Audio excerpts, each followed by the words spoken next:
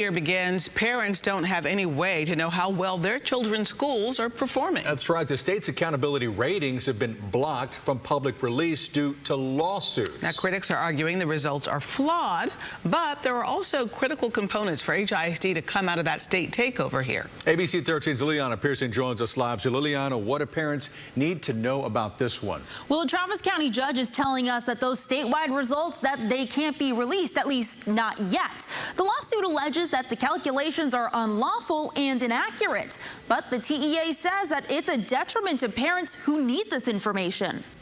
Each year, public schools across Texas are given an A through F grade.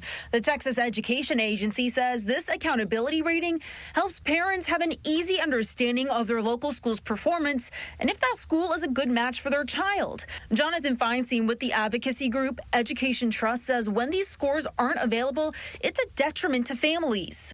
On a daily basis, it's our local school district leaders, parents, and taxpayers who rely on this information as one of their only tools to really understand how schools are performing. And I think most importantly, to advocate for effective programs and for additional resources. According to the TEA, the scores are based on STAR test results, graduation rates, and the number of kids going into college, tech school, or the military. But it's the STAR test results catching the most heat. The lawsuit says STAR test results are supposed to be reviewed by a third party, and it alleges the TEA is skipping that vital step, causing results to not be valid or reliable. Let's not use ratings as window dressing. Let's talk about the core issues. Critics also say how STAR tests are being scored brings results under scrutiny.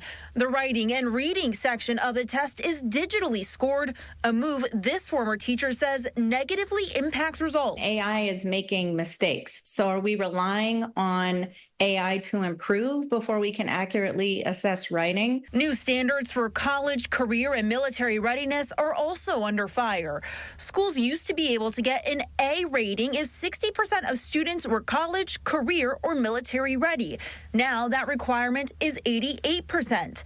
The lawsuit says new standards have made it mathematically impossible for schools to achieve an A grade.